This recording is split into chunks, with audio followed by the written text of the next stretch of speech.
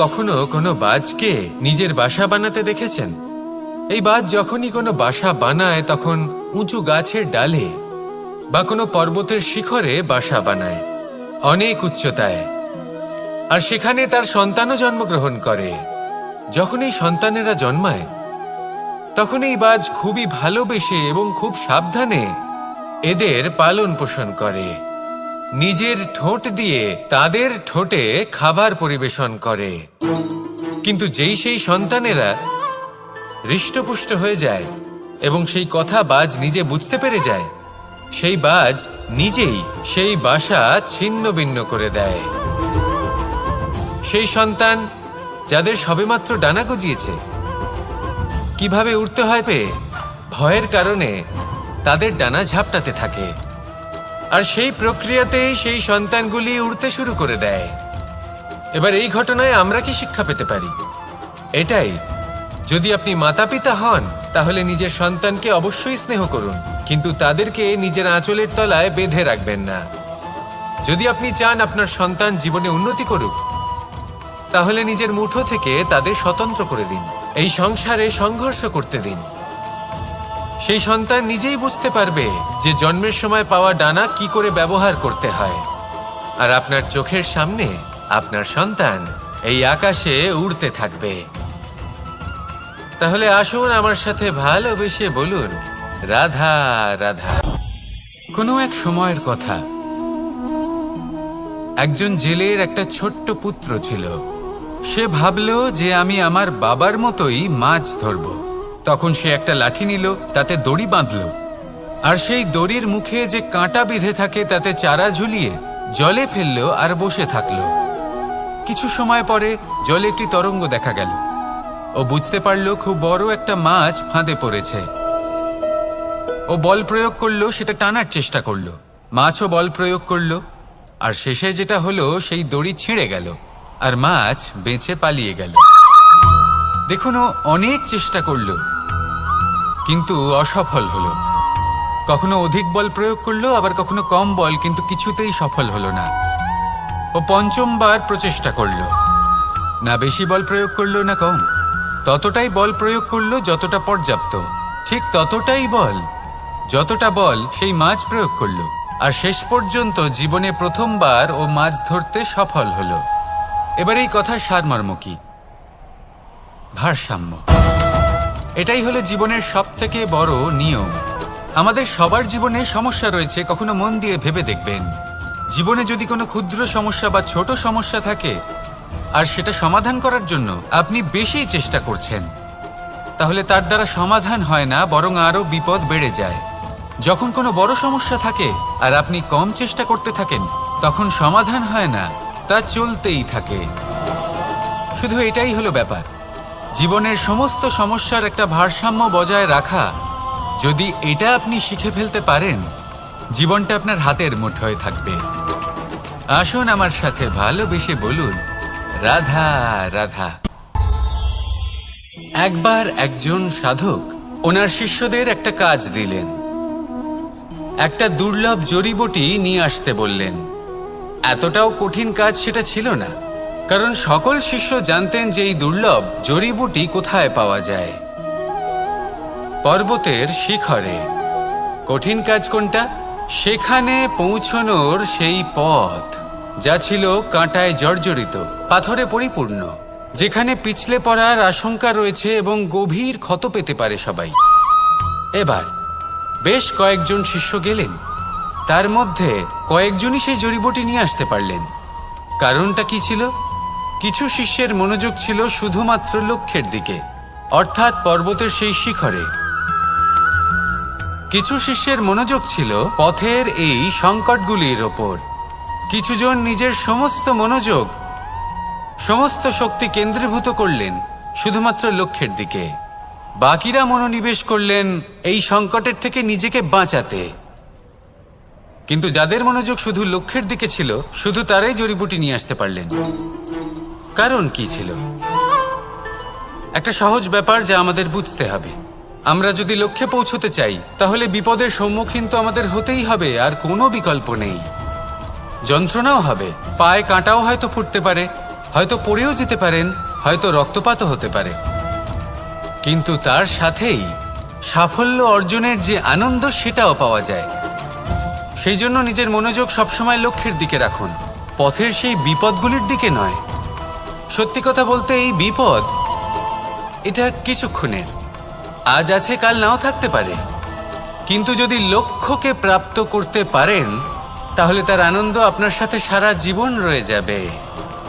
তাহলে লক্ষ্য প্রাপ্ত করুন আর আমার সাথে ভালোবেসে বলুন, রাধা রাধা। আমরা কখন উচিত কাজ করি, কখন অনুচিত কাজ করি, কখন পুণ্য করি আর কখন পাপ করি, কখন ন্যায়ের পথে চলি আবার কখন অন্যায়ের পথে চলি, তা দুজন ব্যক্তি বুঝতে পারেন, পরমাত্মা আর অন্তরাত্মা। এবার প্রত্যেক মুহূর্তে কি হয় পরমাত্মা সবই জানেন, তার কাছে কিছুই গোপন নয়। কিন্তু প্রত্যেক মুহূর্তে আপনার কি করা উচিত সেটা উনি এসে আপনাকে বলতে পারবেন না। সেই জন্য আর আমার সাথে ভালোবেসে বলুন, রাধা রাধা। কখনো কোনো চাতককে দেখেছেন? একটা চাতক বর্ষার জন্য অপেক্ষা করে, সেই বর্ষার জলে নিজের তৃষ্ণা নিবারণ করে, নয়তো সারা বছর তৃষ্ণার্ত থেকে যায়। ও আকাশের দিকে তাকিয়ে থাকে আর অপেক্ষা করে যে কবে বর্ষা হবে আর কবে আমি আমার তৃষ্ণা নিবারণ করব। সেখানে অন্যদিকে একটি কাক বা একটা পায়রা, এরা কি করে? যেখানে জল পায় পান করে নেয়, যেখানে খাবার পায় খেয়ে নেয়, আত্মীয় স্বজন বন্ধু বান্ধব যাকেই পায় তার সাথে সময় কাটায়, খাবার খায় আর চলে যায়। এবার এদের মধ্যে মিল কোথায় আর পার্থক্য কোথায়? দুজনের কাছেই ডানা রয়েছে, দুজনেই উড়তে পারে। এই আকাশ হলো ওদের, খাবারের দানা ওদের। পার্থক্য হলো তাদের অভিলাষার, পার্থক্য হলো তাদের আকাঙ্ক্ষার, পার্থক্য জীবন যাপনের ধরনের। এবার যত বেশি আকাঙ্ক্ষা থাকবে, যত দামি জীবন যাপন করার ইচ্ছে থাকবে, তত বেশি কষ্ট আপনাকে সহ্য করতে হবে। আবার অন্যদিকে জীবন যত সরল হবে, জীবন যাপন যত সরল হবে, সমস্যা ততটাই কম হবে। তাই সবসময় চেষ্টা করবেন আপনার মানসিকতা এবং আপনার জীবন যেন সরল হয়। ভালোবাসতে থাকুন, যদি কেউ আপনাকে ভালোবাসে তাকেও আপনি ভালোবাসা ফিরিয়ে দিন। তাদের সাথে কথা বলুন, কিছু তাদের কথা শুনুন, কিছু নিজের কথা বলুন, দেখবেন সকল তাপ উত্তাপ দূর হয়ে গেছে। এটাই তো হলো জীবনের সারমর্ম। তাই প্রেমে থাকুন, ভালোবাসুন আর ভালোবেসে আমার সাথে বলুন, রাধা রাধা। মানুষের জীবনে দুই ধরনের আবেগ থাকে যা চিরকাল তার সাথে বসবাস করে। প্রথম স্বপ্ন, দ্বিতীয় অজুহাত। মানুষ হাজার হাজার স্বপ্ন দেখতে পারে, আমাকে এই কাজ করতে হবে, আমাকে ওখানে ঘুরতে যেতে হবে, আমায় জীবনে এই অসম্ভব কাজ বাস্তবায়িত করে দেখাতে হবে, আদি ইত্যাদি। এবার ঠিক যেমন স্বপ্ন দেখেন সেইভাবে অজুহাতও খুঁজে নিয়ে আসেন। আমি এই স্বপ্ন পূরণ করতে পারলাম না, কারণ আমাকে কেউ সাহায্যই করল না, কারণ আমি দুর্বল হয়ে পড়েছিলাম, কারণ আমার কাছে সময়ই ছিল না, আদি ইত্যাদি। এবার সাফল্য এবং অসফলতার মাঝখানে এই ধরনের সংঘর্ষ হতে থাকে। সাফল্য তখন লাভ করা সম্ভব যখন আপনার স্বপ্ন আপনার অজুহাতের থেকে অনেক বড় হয়, আর অসফলতা তখন পাবেন যখন আপনার অজুহাত আপনার স্বপ্নের থেকে অনেক বড় হয়। আপনি যদি সাফল্য লাভ করতে চান তাহলে চেষ্টা করতে থাকুন, পরিশ্রম করুন। যদি অসফল হন তাহলে ভয়ভীত হওয়ার কোনো প্রয়োজন নেই। নিজের ভুল বুঝুন, তাকে শুধরে নিন, আবার চেষ্টা করুন। কিন্তু যদি নিজের জীবনে অজুহাত নিয়ে আসেন তখন স্বপ্ন কখনো পূরণ হবে না। আসুন আমার সাথে ভালোবেসে বলুন, রাধা রাধা। এমন কিছু রয়েছে মানুষের মনে, তাদের জীবনে এমন এক আবেগ যা সর্বজন বিদিত, যা সবাই জানেন যে উপস্থিত আছে। সেটাকে আমরা সমস্যা বলে থাকি। এমনিতে আমরা সকলেই জানি যে এমন কোনো গৃহ নেই যেখানে মৃত্যুর ছায়া পড়েনি, এমন কোনো বৃক্ষ নেই যার দ্বারা ওষুধ তৈরি সম্ভব নয়।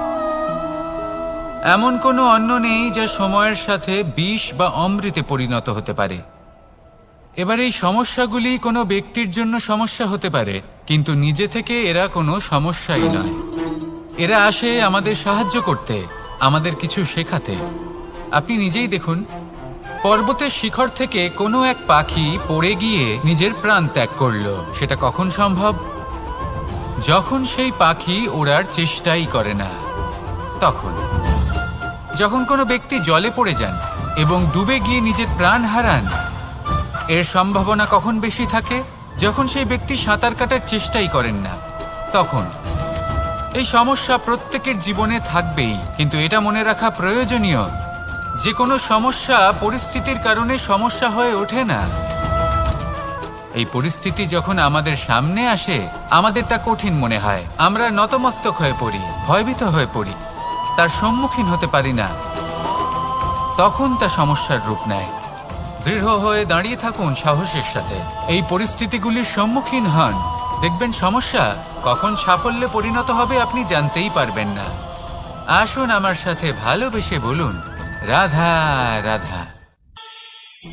সময় যা সবকিছুকে সমান করে দিতে পারে, যা সব থেকে বেশি শক্তিশালী, সব থেকে বড় সম্পত্তি, সব থেকে বড় শিক্ষক এবং সব থেকে বড় সুযোগ।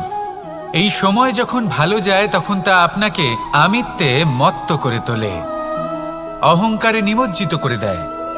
আর যখন খারাপ হয় তখন দুঃখের সাগরে নিজের প্রতি ঘৃণাবোধে নিমজ্জিত করে। তাই এই সময়ে যা এত শক্তিশালী এক সম্পত্তি, এত মহান একটি ধন, তাকে এমনি এমনি নষ্ট হতে দেবেন না। এই সময়ের সাথে কি করবেন, কিভাবে করবেন তা ভাবতে গিয়ে এবং করতে গিয়ে সময় নষ্ট করবেন না। যদি আপনি এই সময় নষ্ট করেন, তাহলে সময়ও নিশ্চিত করবে যে আপনার সাথে কি করা উচিত। তাই সময়ের সদ্ব্যবহার করুন আর আমার সাথে ভালোবেসে বলুন, রাধা রাধা। আমরা সকলে শক্তি অনুভব করতে চাই। এবার যদি আপনাকে জিজ্ঞেস করা হয় যে সবথেকে বেশি শক্তির অনুভব কোথা থেকে করা সম্ভব, তখন কেউ কেউ বলবেন পুষ্টিকর আহার গ্রহণ করলে, ব্যায়াম করলে, কেউ বলবেন ধন লাভ করলে, বন্ধুদের থেকে, পরিবারের থেকে, আদি ইত্যাদি। এইভাবে আপনি শক্তির অনুভব অবশ্যই করতে পারেন, কিন্তু সবথেকে বেশি শক্তির অনুভব যদি আপনি করতে চান তাহলে তা পাবেন শুধু একতার দ্বারা, সংগঠনের দ্বারা। যদি আপনাকে উদাহরণ দিই, নিজের এই হাতটাকে দেখুন, 5টা আঙুল রয়েছে। কোনো একটা বস্তুকে নিজের একটা আঙুল দ্বারা তুলে ধরার চেষ্টা করে দেখুন, বড়ই কষ্ট হবে। তখন আপনি বুঝতে পারবেন যখন এই 5টি আঙুল একত্রিত হয় তখন কোনো কাজ কতটা সহজ হতে পারে। এটাই হলো শক্তি, একতার। সব থেকে ভালো উদাহরণ যদি আপনাকে দিই তাহলে বাঁশি।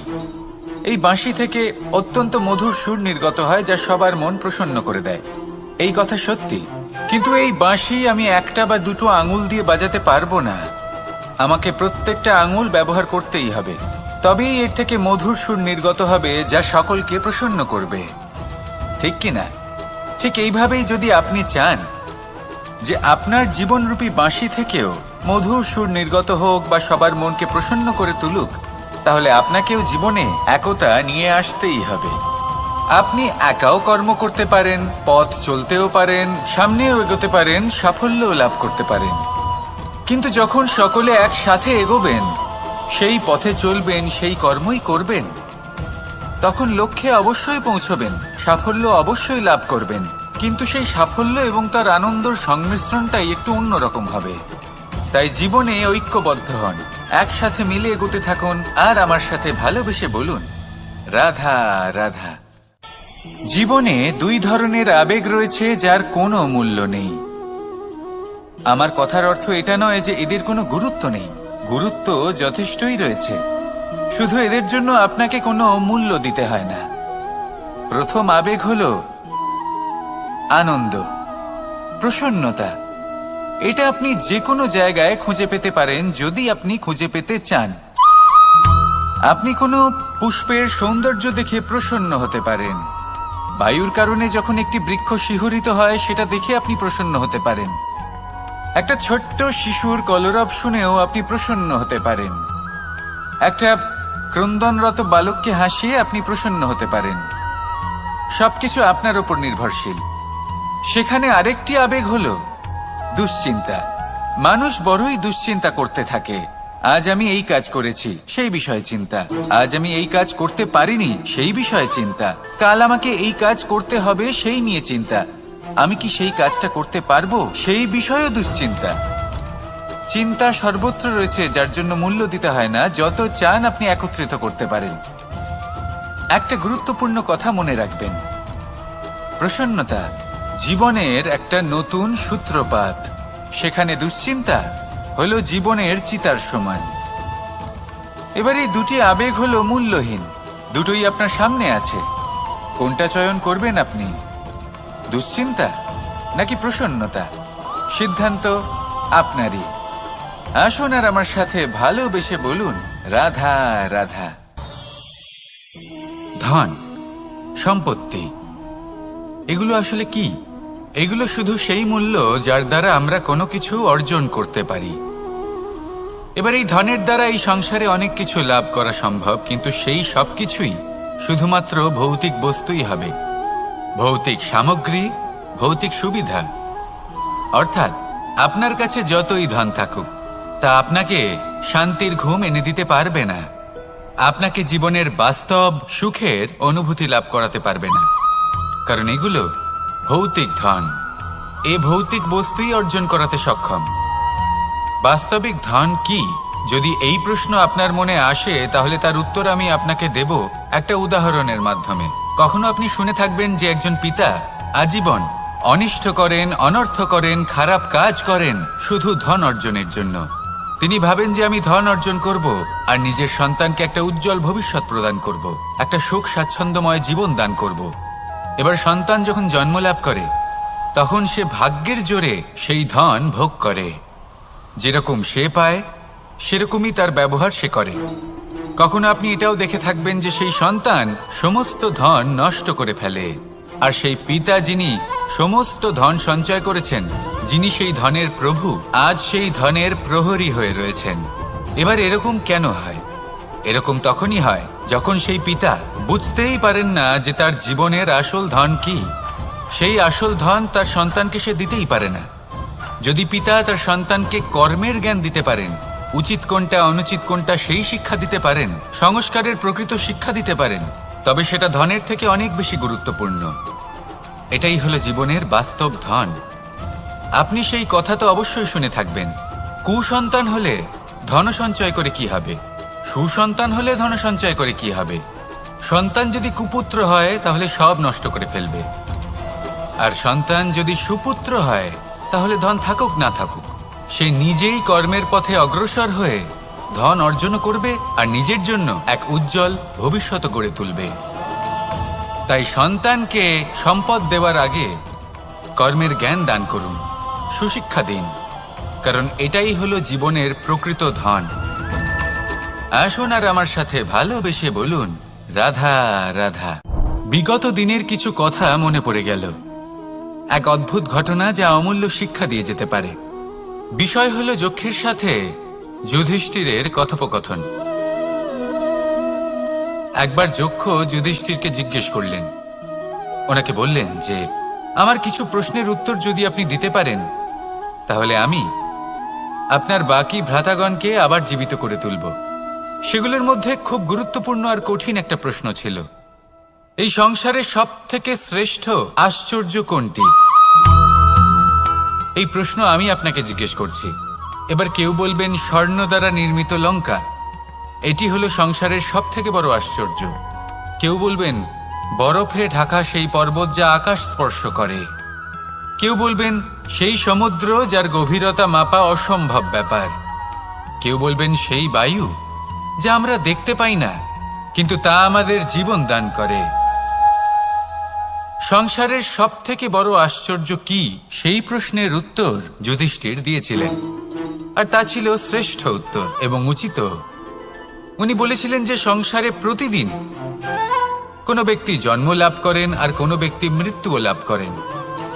এবার এই কথাটা সবাই জানেন, সবাই বোঝেন যে যখন জন্মেছি তখন কোনো একদিন আমিও অবশ্যই মৃত্যু লাভ করব। এবার যখন এই কথা প্রত্যেকটা মানুষ জানেন, তখন কেন প্রত্যেক মানুষ এই চিন্তায় থাকেন, এই নিয়ে কষ্ট পান, এই নিয়ে ব্যাকুল হয়ে থাকেন যে উনি একদিন মৃত্যু লাভ করবেন, তার থেকে দূরে পালাতে চেষ্টা করেন। বলেন যে আমি মৃত্যু লাভ করতে চাই না। কেন? যেখানে কোনো না কোনো দিন এটা অবশ্যই হবে। এ হলো ব্রহ্ম সত্য। এই যে ব্যাকুলতা, এই ভয়, এই যন্ত্রণা, এই চিন্তা তার মনকে বাঁচতেই দেয় না, এই জীবন অনুভবই করতে দেয় না। সেই জন্য এই চিন্তা, ব্যাকুলতা, ভয় এসবের কি লাভ? কোনো লাভ নেই। সেই জন্য যতক্ষণ জীবনযাপন করছেন প্রত্যেক মুহূর্ত যেন শ্রেষ্ঠ হয়, আনন্দময় হয়, প্রেমের দ্বারা পরিপূর্ণ হয়, সেই চেষ্টা করুন। চেষ্টা করুন যাতে আপনি যে কাজ করছেন তার দ্বারা যেন অন্যের মঙ্গল হয়। এই প্রচেষ্টাই আপনার জীবনকে প্রসন্নতা আর প্রেম দ্বারা ভরিয়ে তুলবে। এই মন সুপ্রসন্ন হয়ে বলবে, রাধা রাধা, রাধা রাধা। আপনারা হয়তো ভাবছেন কি আশ্চর্য ব্যাপার, প্রত্যেকবার আমি কথা শেষ হওয়ার পরে রাধা রাধা বলি। এইবার আমি আগেই বলে দিলাম। কারণটা কি? কারণ হলো অত্যন্ত বিশেষ। প্রত্যেকবার কথা সমাপ্ত হবার পরে আপনাদের সবার মধ্যে ভালোবাসা বিতরণ করতে চাই, তাই রাধা রাধা বলি। কিন্তু এইবার এই নতুন এবং বিশেষ সূত্রপাতে প্রথমে প্রেম বিতরণ করা অত্যন্ত আবশ্যক। এবার একটা বিষয় আছে যা জানেন হয়তো সকলেই, কিন্তু বুঝতে খুব কম জন পারেন।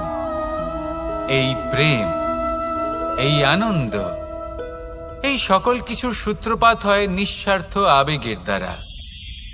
ঠিক যেমন একজন মাতাকেই দেখে নিন। যখনই একজন মাতা সন্তানকে জন্ম দেন, তখন এই সংসার ভুলে যায় যে তার জন্য এটা একটা নতুন জন্ম। কারণ একজন নারী তখন একজন মাতৃরূপে নতুন ভাবে জন্ম নেন। একজন নারী স্ত্রী ও গৃহবধূ রূপে কিছু অধিকার লাভ করে থাকেন, কিন্তু তিনি যখন মা হয়ে যান তখন তিনি শুধুই দান করতে শেখেন। নিজের সন্তানের জন্য কত কিছুই না করেন, তাকে বাৎসল্যের সাগরে ভাসিয়ে নিয়ে যান। এই সংসারে রাজকুমার জন্ম নিতেই পারেন, তাকে রাম এবং লক্ষণ কিন্তু মায়েরাই বানিয়ে তোলেন। একজন গোয়ালা জন্ম নেয়, তাকে দ্বারকাধীশ একজন মাই বানিয়ে তোলেন। পিতা হলেন সেই পর্বত যার একটা অংশ হলো তার সন্তান, কিন্তু মা হলেন সেই শিল্পী যিনি একটা পাথরকে খোদাই করে এমন এক মূর্তি গড়ে তোলেন যাকে সকলে পূজনীয় মনে করেন। তাহলে স্মরণ করুন সেই সকল মুহূর্ত যেগুলি আপনি নিজের মাতার সাথে অতিবাহিত করেছেন। অনুভব করতে পারবেন যে কিভাবে এক মুহূর্তেই এই মন প্রফুল্ল হয়ে ওঠে। এবার এর কারণ কি? এর কারণ হলো এই জীবনের আসল দ্বারই হলো মমতা।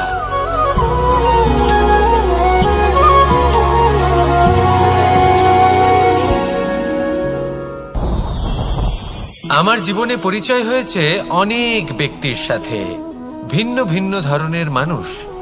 এনাদের সাথে আলাপ হয়ে খুব ভালো লেগেছে, অনেক শিক্ষাও লাভ করেছি। আমি তাদের সাথেও আলাপ করেছি যারা অনেক উচ্চ স্তরে পৌঁছে গেছেন, আবার তাদের সাথেও যারা নিজেদের জীবনে বিশেষ কিছু করতে পারেননি। তাদের সাথেও পরিচয় হয়েছে যারা সফল, আবার তাদের সাথেও যারা অসফল। এবার এই সবই একই রকম মনে হয়। এদের মধ্যে পার্থক্য শুধুই মানসিকতার। যখনই কোনো অসফল ব্যক্তির সাথে পরিচয় হয়েছে, তখনই দেখেছি তাদের কাছে সবসময় একটা অজুহাত রয়েছে যে কেন তারা সফল হতে পারেননি। কখনো তারা দোষ দিয়ে থাকেন তাদের ভাগ্যকে, তাদের পরিস্থিতিকে, দোষারোপ করতে থাকেন তাদের মাতা পিতাকে, আত্মীয়দের, বন্ধু বান্ধবদের কোনো না কোনো অজুহাত সবসময় এদের কাছে থাকে যে কেন তারা সফল হতে পারেননি। সেখানেই যখন সফল ব্যক্তির সাথে পরিচয় হয়, তাদের কাছে সবসময় একটা কারণ থাকে যে কিভাবে এই সমস্যাগুলির ঊর্ধ্বে উঠে সাফল্য লাভ করা যায়। আর সেই কারণ হলো যে যাই হয়ে যাক না কেন, সাফল্য লাভ করতেই হবে। যতই সংঘর্ষ করতে হোক না কেন, যতই সমস্যা আসুক না কেন, সফল আমাদের হতেই হবে। এটাই পার্থক্য মানসিকতার। সত্যি কথা বলতে, আপনার আজকের এই মানসিকতা হলো আপনার আগামী ভবিষ্যতের ইমারতের ভিত। এই মানসিকতা যতটা প্রবল হবে, যতটা শুভ হবে, আপনার ভবিষ্যৎ ততটাই বিশাল এবং সুন্দর হবে। তাহলে সমস্যার উপর নয়, সাফল্যের উপর মনোযোগ কেন্দ্রীভূত করুন, জীবনে এগোতে থাকুন, আর আমার সাথে ভালোবেসে বলুন, রাধা রাধা। অ দিয়ে অন্ত, আ দিয়ে আরম্ভ। এই দুইয়েরই রাশি সমান। যদি আপনি মন দিয়ে দেখেন তবে দেখবেন এদের সম্পর্ক খুবই নিবিড়। কিভাবে? যখন কোনো কিছু শুরু হয়, এটা নিশ্চিত হয়ে যায় যে তা সমাপ্তও হবে। আরম্ভই যদি না হয়, তা সমাপ্তও হবে না। যা আরম্ভ হয়েছে তার সমাপ্তি হলো অবশ্যম্ভাবী। এটাই হলো প্রকৃতির নিয়ম, একে এড়ানো যায় না। এবার এই কথা আমরা সকলে জানি। এবার মানুষ কি ভাবে যে সমাপ্তির পরে কি হতে পারে, এর উত্তর তাদের কাছে নেই। তাদের উচিত অন্য কোনো বিষয় ভাবা যা বেশি গুরুত্বপূর্ণ। এবার মানুষ এটা জানে না যে মৃত্যুর পরে কি হতে পারে, কিন্তু এই কথা অবশ্যই জানে যে জন্ম থেকে মৃত্যু পর্যন্ত এই সময়, যাকে আমরা জীবন বলে থাকি, এই সময় আমরা কর্ম করতে পারি। এই কথা তো আমরা জানি। তাহলে এমন কি কর্ম করা যেতে পারে যা আমাদের সমাপ্তির পরও আমাদের প্রাসঙ্গিক করে রাখতে পারে, এই বিষয় ভাবা উচিত। যে জন্মগ্রহণ করেছে তার মৃত্যু হবেই, এটা সাধারণ বিষয়। কিন্তু ইতিহাস আজও সেই সকল মানুষজনকে স্মরণ করেন যাদের এই সংসার তাদের মৃত্যু নয়, বরং তাদের জীবনকালে যে কর্ম তারা করেছেন তার দ্বারা মনে রাখেন। সেই কর্মের কারণে এই সংসারে তাদের নাম, তাদের কর্ম, তাদের ব্যক্তিত্ব, তাদের কীর্তি অমর হয়ে থাকে এবং থাকবে। আপনার কাছে এতটা সময় নেই যতটা আপনার মনে হচ্ছে আপনার কাছে আছে। সেই জন্য যত শীঘ্র সম্ভব শ্রেষ্ঠ কর্ম করুন, যতটা পারবেন ততটা অধিক সুকর্ম করুন। এই সংসারে নিজেকে অমর করে তুলুন আপনার মৃত্যুর পরেও, আর আমার সাথে ভালোবেসে বলুন, রাধা রাধা। দীপাবলি আমাদের সবথেকে বড় উৎসব। শ্রীরাম রাবণকে পরাস্ত করে 14 বছরের বনবাস কাটিয়ে আবার অযোধ্যায় ফিরে এলেন অমাবস্যার রাত্রে। অযোধ্যায় সবাই খুব প্রসন্ন ছিলেন, খুবই উৎসাহিত ছিলেন। অযোধ্যায় সহস্র প্রদীপ প্রজ্বলিত করা হয়েছিল এই উৎসবে। একে আমরা দীপাবলি বলে থাকি। এবার এই বিষয়ে আমরা সকলে জানি। আপনি কি এটা জানেন যে শ্রীরাম বাস্তবে অমাবস্যার এক রাত আগেই অযোধ্যায় পৌঁছে গেছিলেন? সবার সামনে অমাবস্যার রাতে এসেছিলেন। এর কারণ কি? শ্রীরাম প্রমাণ করতে চেয়েছিলেন যে যে কোনো সময়, দিন হোক বা রাত, শুভ বা অশুভ হয় না। শুভ অশুভ কিছু থাকলে তা হলো মানুষের চিন্তা, তার ভাবনা, তার নির্বাচন আর তার কর্ম। নিজেই দেখে নিন। শ্রীরাম শুভ কাজ করে ফিরেছিলেন এবং অমাবস্যার মতো গভীর এক রাত্রিকেও দীপাবলিতে পরিবর্তিত করেছিলেন।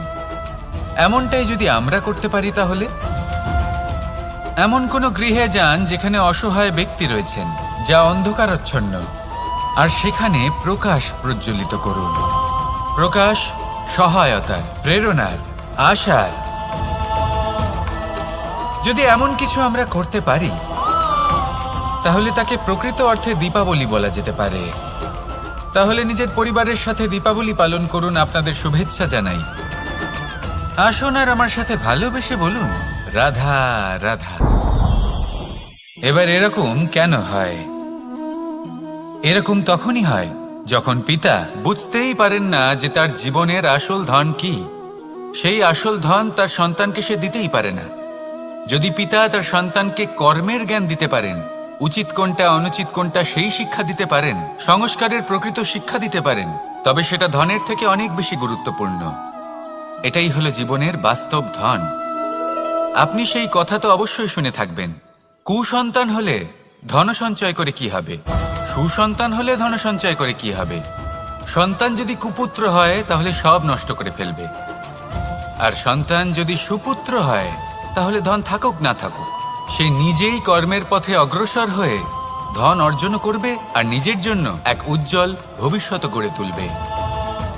তাই সন্তানকে সম্পদ দেওয়ার আগে কর্মের জ্ঞান দান করুন, সুশিক্ষা প্রদান করুন, কারণ এটাই হলো জীবনের প্রকৃত ধন। আসুন আর আমার সাথে ভালোবেসে বলুন, রাধা রাধা। এই সংসারে সবাই বলেন আমি অর্জুনের মতো হয়ে উঠতে চাই। সবাই চায় যে তারাও যেন অর্জুনের মতো গান্ডীব লাভ করে। তারাও চায় যে তাদেরকেও মহাদেব এসে পশুপতি অস্ত্র দান করবেন। তারাও এটাই চায় মহাভারতের মতো মহাসংগ্রামে বিজয়ী হতে। কিন্তু সবাই ভুলে যান যে অর্জুন যা হতে পেরেছিলেন সবকিছুই অর্জন করেছিলেন। যদি আপনিও অর্জুনের মতো গান্ডীব লাভ করতে চান তবে আপনাকেও তার মতোই শ্রেষ্ঠ কাঠ নির্বাচন করতে হবে। সেই কর্ম আপনাকেই করতে হবে। তার প্রত্যঞ্চা যাতে তীব্র হয় তার জন্য আপনাকে সর্বশ্রেষ্ঠ দড়ি খুঁজে বের করতে হবে।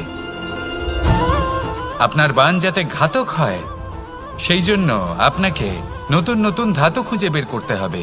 সেই শিক্ষা আপনাকে লাভ করতে হবে, তবেই আপনার ইচ্ছে পূর্ণ হবে। অর্জুন হওয়া বড়ই সরল যদি আপনি কিভাবে অর্জন করতে হয় তা জানেন। শুধুমাত্র স্বপ্ন দেখেন যারা, তারা কখনোই অর্জন করতে পারবেন না। কিন্তু যদি কেউ অজ্ঞাতবাস ভোগ করতে পারে, যদি কেউ লাক্ষাগৃহ থেকে পালিয়ে বাঁচতে পারে, যদি কেউ কঠোর তপস্যা করতে পারে, প্রতীক্ষা করতে পারে এবং পরিশ্রম করতে পারে, তাহলে সে অর্জুন অবশ্যই হয়ে উঠবে। যদি আপনি অর্জুন হয়ে উঠতে চান তাহলে কর্ম করতে শিখুন আর আমার সাথে ভালোবেসে বলুন, রাধা রাধা।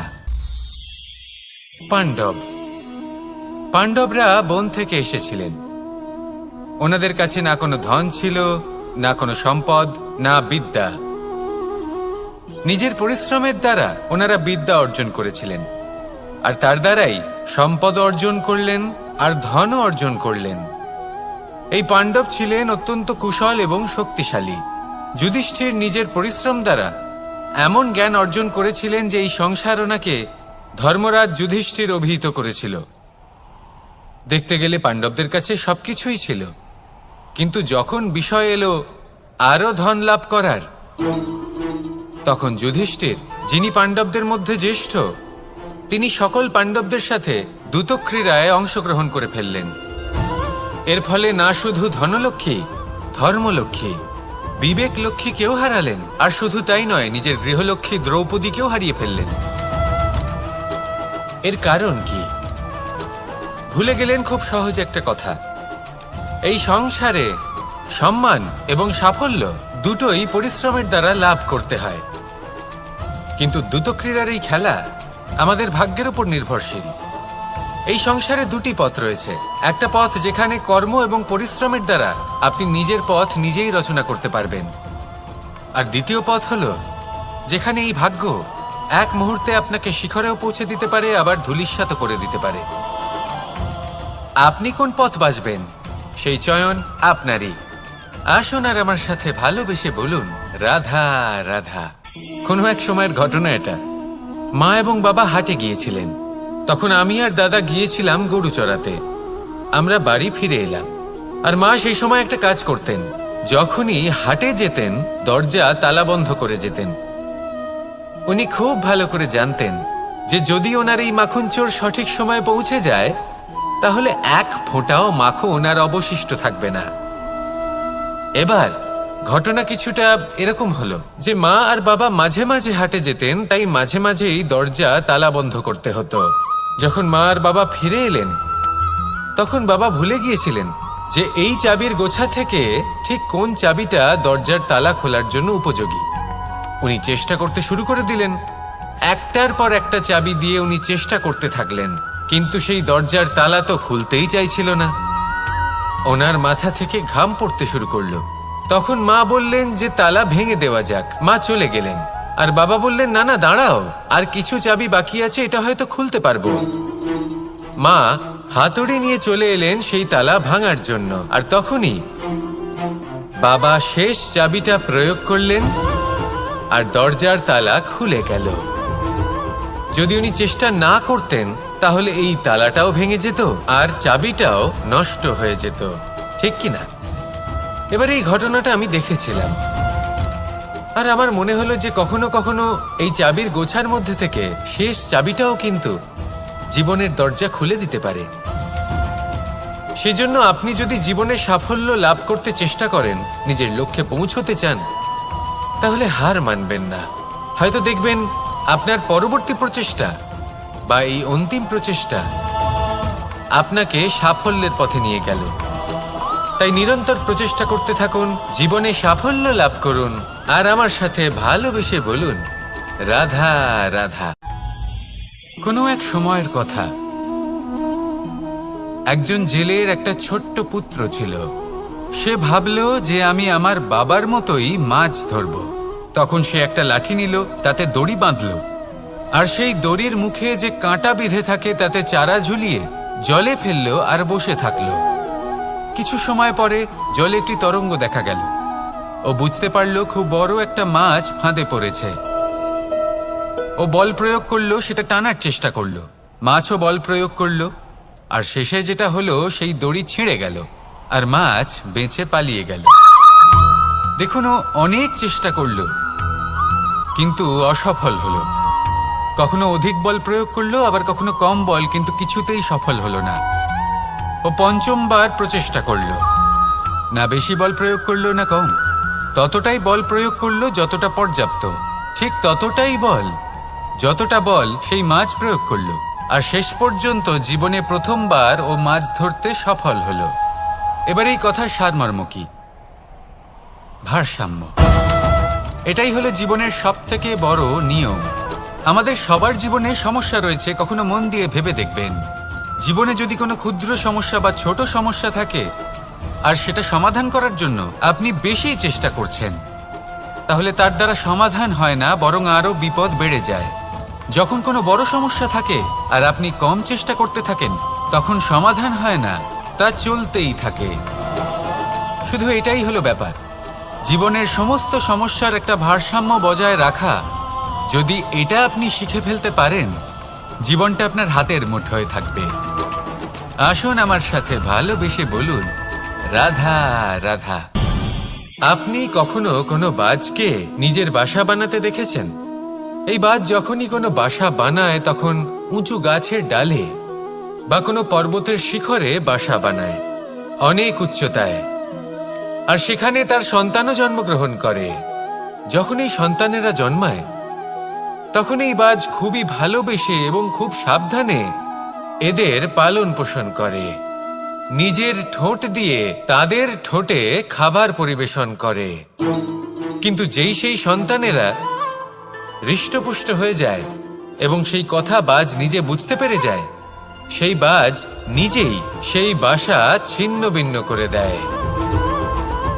সেই সন্তান যাদের সবেমাত্র ডানা গজিয়েছে, কিভাবে উড়তে হয় তারা জানে না, সেই সন্তানগুলিকে উচ্চতা থেকে ঠেলে দেয়। সেই সন্তান প্রথমে ভয়ভীত হয়ে যায়।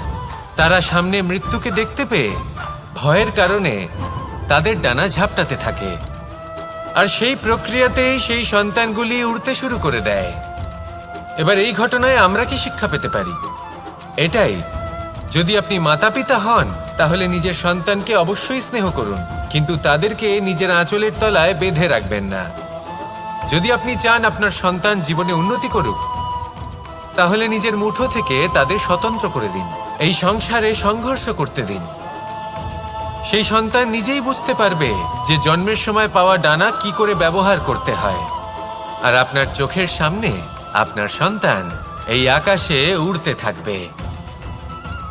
তাহলে আসুন আমার সাথে ভালোবেসে বলুন, রাধা রাধা। কাছে অন্ধকারে প্রদীপ প্রজ্বলিত করলে চতুর্দিক আলোকিত হয়, কিন্তু যদি এই প্রদীপ আমি সূর্যের আলোর সম্মুখে সকালবেলায় প্রজ্বলিত করে রেখে দিই, তাহলে কি হবে? আপনি বলবেন যে এটা করে তো কোনো লাভই হলো না। সূর্যের প্রকাশের সামনে এই প্রদীপ আসলে কিছুই নয়। এবার এই চিন্তা ভাবনা প্রত্যেক দিন করতে হবে, আর একটা অমূল্য শিক্ষা পেতে হবে। মনে করুন যে আপনি মহাপুরুষের সামনে বসে আছেন, কোনো মহাজ্ঞানীর সামনে। তাহলে সেই ব্যক্তির সামনে নিজের জ্ঞানের প্রদীপ প্রজ্বলিত করবেন না, নীরব থাকুন, আর সেই ব্যক্তির সূর্যের প্রকাশের মতো জ্ঞান প্রাপ্ত করুন। যতটা পারবেন জ্ঞান লাভ করুন। যদি এমন কোনো সময়, এমন কোনো স্থানে আপনি আছেন যেখানে চতুর্দিক অন্ধকার, কারোর কাছেই জ্ঞান নেই, সেখানে নিজের জ্ঞানের প্রদীপ প্রজ্বলিত করুন। এমন করলে দুদিক থেকেই আপনার লাভ হবে। আপনার জ্ঞান প্রাপ্তিও হবে, আর জ্ঞানের সঠিক প্রয়োগও করতে পারবেন।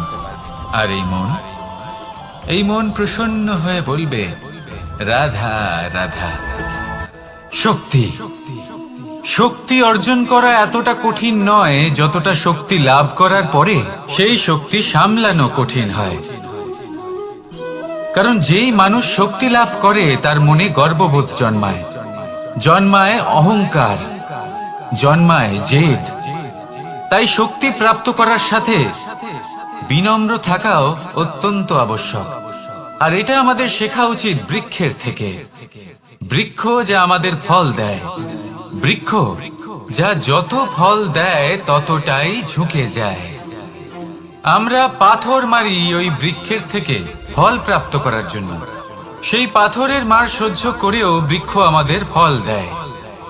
কোনো গর্ববোধ নেই, কোনো অহংকার বোধ নেই, আর সেই জন্য এই বৃক্ষের পুজো করা হয়। এটাই হলো মাহাত্ম্য শক্তির সাথে বিনম্রতা। যদি এই শক্তি সৃজন করে থাকে, সাহায্য করে থাকে, সম্বল হয়ে থাকে, তবেই সেই শক্তি উপযুক্ত। আর নয়তো সেই শক্তি একদিন আপনাকে আসক্ত অবশ্যই করবে। তাহলে শক্তি অবশ্যই অর্জন করুন, কিন্তু তার সাথে সেই শক্তি সামলানোর মতো বিবেকও আপনাকে অবশ্যই জাগ্রত করতে হবে। তাহলে আসুন আমার সাথে ভালোবেসে বলুন, রাধা রাধা। কথায় আছে যে এমন কোনো অক্ষর নেই যার দ্বারা কোনো মন্ত্র হয় না। এমন কোনো বনস্পতি নেই যা নিজেই একটা ঔষধি নয়। পৃথিবীর এমন কোনো ব্যক্তি নেই যার মধ্যে কোনো যোগ্যতা থাকে না। শুধু প্রয়োজন হলো যে ব্যক্তিকে আমরা খুঁজে চলেছি তাকে সঠিকভাবে চিনে নেওয়া। যদি তার যোগ্যতা, তার বিশেষত্ব আমরা বুঝতেই না পারি, তাহলে আর লাভ কি রইল? এই সংসারে এমন অনেক ব্যক্তি রয়েছেন যারা ছোট ছোট অসফলতার কারণে আপনাকে এটা বলে দেবে যে আপনি কোনো কাজের নন, আপনি হলেন মূর্খ, আপনি কিছুই করতে পারবেন না। এইসব কথায় কখনোই বিশ্বাস করবেন না, কারণ আপনি এবং প্রত্যেকটি জীব এই পরমাত্মা এবং এই প্রকৃতির সৃষ্টি, যা অত্যন্ত বিশেষ। যদি আপনাকে উদাহরণ দিই, তাহলে একদিকে আছে তরোয়াল, একটা বড় লম্বা তরোয়াল, যার দ্বারা যুদ্ধ করা যায়, জয়লাভ করা যায়। আর অন্যদিকে রয়েছে একটা ছোট্ট সূচ, কিন্তু যে কাজ একটা ছোট্ট সূচ করতে পারে তা একটা তরোয়াল দ্বারা সম্ভব নয়। এর অর্থ হলো এটাই যে প্রত্যেকটা রচনা অত্যন্ত অমূল্য এবং অত্যন্ত বিশেষ হয়।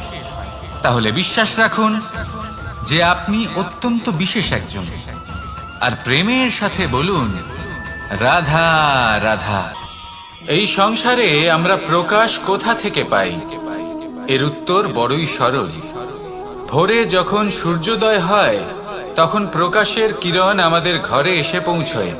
এইভাবেই আমরা প্রকাশ লাভ করি। এবার এই প্রকাশের আলোতেই আমরা সারাদিনের কাজ সম্পন্ন করি। সন্ধে হয়ে যায়, সূর্যাস্ত হয়ে যায়, আর আমাদের ঘর যাতে অন্ধকার না হয় তার জন্য আমরা একটা প্রদীপ প্রজ্বলিত করি। এটাই ঘটে আমাদের জীবনেও। এবার প্রবাহমান আয়ুর সাথে আমরা আমাদের অন্তরে যদি একটা প্রদীপ প্রজ্বলিত করে নিই, তাহলে বিষয়টাই অন্যরকম হবে। এবার আপনি বলবেন কোন প্রকাশের কথা বলছি যা আমাদের অন্তরে জাগ্রত করা সম্ভব? আমাদের আত্মার মাঝে প্রেমের প্রকাশ জাগ্রত করার কথা বলছি। কারণ আমাদের এই জীবন এও হলো দিনের আলোর মতো। আজ প্রকাশ আছে, কিন্তু কোনোদিন অবশ্যই অস্ত হবে। কিন্তু অস্ত হবার আগে যদি আমরা আমাদের আত্মার মাঝে প্রেমের এই প্রকাশ উজ্জ্বলিত করে নিই, তাহলে আমাদের সন্ধ্যাকালও আমরা আনন্দে এবং প্রেমে যাপন করব। তাহলে আসুন আর আমার সাথে ভালোবেসে বলুন, রাধা রাধা। দড়িটা দেখুন, ছোট ছোট রেশম দ্বারা তৈরি, এটা সরু সুতো দ্বারা তৈরি হয়েছে এটা, আর এ অত্যন্ত কোমলও বটে। আর আপনি চাইলে এটা সোজাও করে দিতে পারেন, আর চাইলে এটা বেঁকিয়েও দিতে পারেন, আর যদি চান তাহলে এটা গোল গোল করে বেঁধে কোথাও রেখেও দিতে পারেন। এবার এই কোমল দড়ি যদি কোনো নিষ্ঠুর কঠিন পাথরে বারংবার জড়িয়ে দেওয়া হয়, তাহলেও তাকেও কাটতে পারে, নিজের ছাপ ছেড়ে যেতে পারে, সেটার আকারও বদলে ফেলতে পারে। এবার এর কারণ কি? এর কারণ হলো অভ্যাস আর নিরন্তর প্রচেষ্টা। যদি আপনিও চেষ্টা করেন আর নিরন্তর কর্ম করে যান, তাহলে আপনার প্রারব্ধ পাথরের মতো কঠিনই হোক না কেন, তাতে ভাঙন ধরিয়েও আপনি নিজের লক্ষ্যে অবশ্যই পৌঁছতে পারবেন। একটা গুরুত্বপূর্ণ কথা মনে রাখবেন, সুকর্মের অভ্যাস আর নিরন্তর প্রয়াস, এই হলো সাফল্যের মন্ত্র। তাহলে জীবনে এই মন্ত্র আনুন আর আমার সাথে ভালোবেসে বলুন, রাধা রাধা। জীবনে যখন কোনো ব্যক্তি নিজের লক্ষ্য প্রাপ্তির জন্য নিরন্তর পরিশ্রম করতে থাকেন, চেষ্টা করতে থাকেন, তখন তিনি কষ্ট অনুভব করেন, কখনো শারীরিক কষ্ট, কখনো মানসিক কষ্ট। এবার উনি এটা ভাবতে থাকেন যে আমি কি উচিত করছি নাকি অনুচিত করছি। কারণ অন্যদিকে এমন একজন ব্যক্তিও আছেন যিনি একদমই পরিশ্রম চেষ্টা করছেন না।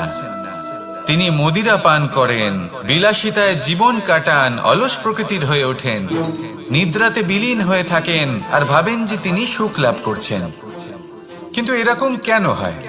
কারণ যখন আমরা সৎ পথে থাকি, উচিত পথে চলি, লক্ষ্য প্রাপ্ত করার জন্য চেষ্টা করতে থাকি, তখন আমাদের ভেতরে থাকা নেতিবাচক শক্তি এবং পাপ এই দেহকে ত্যাগ করে দেয়। আর এই অনুভূতিটাই আমাদের দুঃখের অনুভূতি দেয়, কষ্ট দেয়। এবার সেখানে যদি আমরা কুপথে চলি, অনুচিত পথে চলতে থাকি, তাহলে আমাদের ভেতরে থাকা পুণ্য এবং ধনাত্মক শক্তি আমাদের দেহ ত্যাগ করে দেয়। আর এই অনুভূতির কারণেই আমরা সুখ অনুভব করি। কিন্তু কখনো ভাববেন যে এই সুখ বেশি সময় পর্যন্ত থাকে না। সেই জন্য সবসময় মনে রাখবেন, যদি আপনি জানেন যে এটাই আপনার লক্ষ্য, এটাই উচিত পথ, শুভ পথ, তাতে নিরন্তরভাবে এগিয়ে যেতে চেষ্টা করতে থাকুন। এই কষ্ট আপনাকে সুখের পরাকাষ্ঠায় কখন পৌঁছে দেবে তা আপনি জানতেই পারবেন না। আসুন আমার সাথে ভালোবেসে বলুন, রাধা রাধা। আপনি কখনো কোনো বাজকে নিজের বাসা বানাতে দেখেছেন? এই বাজ যখনই কোনো বাসা বানায়, তখন উঁচু গাছের ডালে বা কোনো পর্বতের শিখরে বাসা বানায়, অনেক উচ্চতায়। আর সেখানে তার সন্তানও জন্মগ্রহণ করে। যখন এই সন্তানেরা জন্মায়, তখন এই বাজ খুবই ভালোবেসে এবং খুব সাবধানে এদের পালন পোষণ করে। নিজের ঠোঁট দিয়ে তাদের ঠোঁটে খাবার পরিবেশন করে। কিন্তু যেই সেই সন্তানেরা হৃষ্টপুষ্ট হয়ে যায় এবং সেই কথা বাজ নিজে বুঝতে পেরে যায়, সেই বাজ নিজেই সেই বাসা ছিন্ন ভিন্ন করে দেয়। সেই সন্তান যাদের সবেমাত্র ডানা গজিয়েছে, কিভাবে উঠতে হয় তারা জানে না, সেই সন্তানগুলিকে উচ্চতা থেকে ঠেলে দেয়। সেই সন্তান প্রথমে ভয়ভীত হয়ে যায়। তারা সামনে মৃত্যুকে দেখতে পেয়ে ভয়ের কারণে তাদের ডানা ঝাপটাতে থাকে। আর সেই প্রক্রিয়াতেই সেই সন্তানগুলি উড়তে শুরু করে দেয়। এবার এই ঘটনায় আমরা কি শিক্ষা পেতে পারি? এটাই, যদি আপনি মাতা পিতা হন তাহলে নিজের সন্তানকে অবশ্যই স্নেহ করুন, কিন্তু তাদেরকে নিজের আঁচলের তলায় বেঁধে রাখবেন না। যদি আপনি চান আপনার সন্তান জীবনে উন্নতি করুক, তাহলে নিজের মুঠো থেকে তাদের স্বতন্ত্র করে দিন। এই সংসারে সংঘর্ষ করতে দিন। সেই সন্তান নিজেই বুঝতে পারবে যে জন্মের সময় পাওয়া ডানা কি করে ব্যবহার করতে হয়। আর আপনার চোখের সামনে আপনার সন্তান এই আকাশে উড়তে থাকবে। তাহলে আসুন আমার সাথে ভালোবেসে বলুন, রাধা রাধা। সংসারে কোনো বস্তু হোক বা ব্যক্তি হোক, তার একার গুরুত্ব কিন্তু খুব বেশি নয়। একটা উদাহরণ হিসেবে বৃষ্টির ফোঁটাকে ভেবে দেখুন। যদি একটি বৃষ্টির ফোঁটা হয় তাহলে তার খুব বেশি গুরুত্ব থাকে না, কিন্তু যখন সহস্র বৃষ্টির ফোঁটা মেঘের মধ্যে দিয়ে ঝরে পড়ে তখন সেটা বর্ষার রূপ ধারণ করে। সেই বর্ষা যা এই প্রকৃতিকে শান্ত করে। সেইভাবেই পাথরের ছোট টুকরো, তার খুব বেশি গুরুত্ব থাকে না, কিন্তু যখন অসংখ্য পাথরের টুকরো একত্রিত হয় তখন তা পর্বতের আকার ধারণ করে। সেইভাবেই কিছু মানুষ যখন একত্রিত হন তখন তৈরি হয় পরিবার, কিছু পরিবার যখন একত্রিত হয় তখন তৈরি হয় সমাজ, যখন অনেক সংখ্যক সমাজ একত্রিত হয় তখন তৈরি হয় রাজ্য। এবার এই রাজ্যের সব থেকে গুরুত্বপূর্ণ ব্যক্তি হতে পারেন রাজা, কিন্তু তাও সেই রাজা একা কিছু করতে পারেন না। যুদ্ধ লড়ার সময় তারও নিজের সৈন্যদলকে প্রয়োজন পড়ে। কিন্তু এই সংসারে এমন একজন ব্যক্তি আছেন যিনি একাই সব কাজ করতে থাকেন, এবং সেই ব্যক্তি হলেন মা। আমাদের জীবনে একজন পিতার ভূমিকা কিন্তু নিঃসন্দেহে অমূল্য, কিন্তু আমাদের সকলের জীবনে যে ভূমিকা একজন মায়ের তা অন্য কারোর থাকে না। একজন মা একাই সন্তানকে বড় করতে পারেন, সংস্কারী করে তুলতে পারেন, তার জন্য পরিশ্রম করেন। আর এত কিছু কাজ করার পরেও তার কাজের জন্য তিনি প্রশংসা অবশ্য পান না। উল্টে যদি সেই সন্তান অনুচিত পথে চালিত হয়, অনুচিত কর্ম করে, তখন সেই মাকেই অপবাদের পাত্র হয়ে উঠতে হয়। আমাদের জীবনে মায়ের যোগদান কতটা সেটা বুঝুন। আপনাকে বড় করে তোলার জন্য উনি কতটা পরিশ্রম করেছেন সেটা বুঝুন। আজ থেকে, এখন থেকে, এই মুহূর্ত থেকে মাকে সম্মান করতে শিখুন। যখন সময় পাবেন, যখন সুযোগ হবে, তখন তার প্রশংসা করুন, ওনারও ভালো লাগবে। আর মায়ের এই মমতার জন্য, তার এই ভূমিকার জন্য আসুন সবাই মিলে আমরা তাকে প্রণাম করি, আর সকলে মিলে ভালোবেসে বলি, রাধা রাধা। এর মানসিকতা এমন হয় যে সে যতটা করে আশা করে যে তার থেকে অনেক বেশি তার বদলে সে পাবে। দেখুন, সবকিছুই আপনার ভাবনা চিন্তার উপর নির্ভর করছে। আপনি যদি ফলের বিষয়ে ভেবে কর্ম করতে থাকেন তাহলে সেটা অনুচিত। জীবনের আসল আনন্দ হলো নিজের কর্ম করতে থাকা, ফলের চিন্তা করা উচিত নয়। যদি আপনি এরকম ভাবেন যে আমি এতটা করছি, আমার এতটা পাওয়া উচিত, সেই ভাবনা অনুচিত। যদি আপনি সেবার মানসিকতা নিয়ে কর্ম করতে থাকেন, কর্মচক্রে প্রবাহিত হন, যদি আপনি এমন ভাবনা রাখেন যে আমি এতটা পাচ্ছি তাই এর থেকে অনেক বেশি আমি কর্ম করব, তাহলে নিশ্চিত রূপে আপনি যতটা করছেন তার থেকে অনেক বেশি আপনি পাবেন, আপনার আশার থেকে অনেক বেশি আপনি পাবেন। শুধু জীবনে অনেক বেশি কাজ করতে থাকুন, ফলের চিন্তা করবেন না। আর মনে রাখবেন, এই ভাবনাই সব থেকে বড় বীজ। কর্মের উপর বিশ্বাস রাখুন, জীবনে যা যা আপনি চান সবই সুখময় হবে। আসুন আর আমার সাথে ভালোবেসে বলুন, রাধা রাধা। ভোজন। এবার ভোজন সংগ্রহ করার জন্য মানুষ কি না করেন, সব সময় চেষ্টা করতে থাকেন। ফসল উৎপাদনের জন্য অনেক পরিশ্রম করতে থাকেন, কিন্তু অনেক সময় অনেক পরিশ্রম করার পরেও ফসল ভালো উৎপাদন হয় না। এর কারণ কি? কারণ হলো এটাই যে আপনি পরিশ্রম হয়তো অনেক করেছেন, কিন্তু আপনার নজর তো সেই বীজের দিকে ছিলই না যা আপনি রোপণ করেছেন। সেই জন্য সব সময় কোনো বীজ রোপণ করার আগে তাকে পরখ করে দেখুন, তা অত্যন্ত আবশ্যক। আর সেইভাবেই যখনই কোনো কর্মের প্রশ্ন আসে, তাহলে সেখানে শুধুমাত্র পরিশ্রম যথেষ্ট নয়, সেই কাজের প্রতি আপনার কর্তব্য কি, আপনার উদ্দেশ্য কি, সেটা জানা হলো অত্যন্ত গুরুত্বপূর্ণ। তাই কর্ম করুন, কিন্তু সেই কর্মের প্রতি আপনার যা উদ্দেশ্য তার মাহাত্ম্য বুঝতে চেষ্টা করুন। তাহলে আসুন আমার সাথে ভালোবেসে বলুন, রাধা রাধা। জীবনে যখন কোনো ব্যক্তি নিজের লক্ষ্য প্রাপ্তির জন্য নিরন্তর পরিশ্রম করতে থাকেন, চেষ্টা করতে থাকেন, তখন তিনি কষ্ট অনুভব করেন, কখনো শারীরিক কষ্ট, কখনো মানসিক কষ্ট। এবার উনি এটা ভাবতে থাকেন যে আমি কি উচিত করছি নাকি অনুচিত করছি। কারণ অন্যদিকে এমন একজন ব্যক্তিও আছেন যিনি একদমই পরিশ্রম চেষ্টা করছেন না। তিনি মদিরা পান করেন, বিলাসিতায় জীবন কাটান, অলস প্রকৃতির হয়ে ওঠেন, নিদ্রাতে বিলীন হয়ে থাকেন আর ভাবেন যে তিনি সুখ লাভ করছেন। কিন্তু এরকম কেন হয়? কারণ যখন আমরা সৎ পথে থাকি, উচিত পথে চলি, লক্ষ্য প্রাপ্ত করার জন্য চেষ্টা করতে থাকি, তখন আমাদের ভেতরে থাকা নেতিবাচক শক্তি এবং পাপ এই দেহকে ত্যাগ করে দেয়। আর এই অনুভূতিটাই আমাদের দুঃখের অনুভূতি দেয়, কষ্ট দেয়।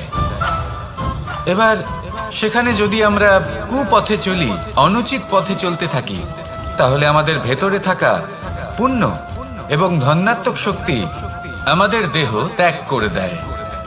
আর এই অনুভূতির কারণেই আমরা সুখ অনুভব করি। কিন্তু কখনো ভাববেন যে এই সুখ বেশি সময় পর্যন্ত থাকে না। সেই জন্য সবসময় মনে রাখবেন, যদি আপনি জানেন যে এটাই আপনার লক্ষ্য, এটাই উচিত পথ, শুভ পথ, তাতে নিরন্তরভাবে এগিয়ে যেতে চেষ্টা করতে থাকুন। এই কষ্ট আপনাকে সুখের পরাকাষ্ঠায় কখন পৌঁছে দেবে তা আপনি জানতেই পারবেন না। আসুন আমার সাথে ভালোবেসে বলুন, রাধা রাধা। আমাদের শরীর প্রকৃতির সর্বশ্রেষ্ঠ রচনা। যে অঙ্গ প্রত্যঙ্গ আমরা লাভ করেছি, প্রত্যেকটির মধ্যে একটি নিজস্ব বার্তা রয়েছে। একটু ভেবে দেখুন, দুটি চোখ দিয়েছে দেখার জন্য, দুটি কান দিয়েছে শোনার জন্য, নাসিকাও আছে দুটি, দুটি হাত দিয়েছে দ্বিগুণ পরিশ্রম করার জন্য। কিন্তু জীব শুধুমাত্র একটি, তার উপরেও তীক্ষ্ণ বলিষ্ঠ দাঁত দিয়েছে তার রক্ষার জন্য। কখনো ভেবে দেখেছেন কেন?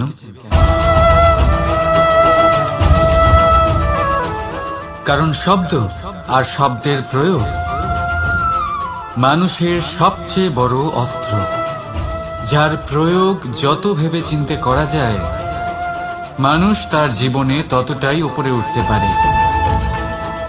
তাহলে মনে রাখুন, দেখুন, শুনুন আর বুঝুন বেশি, বলুন কম।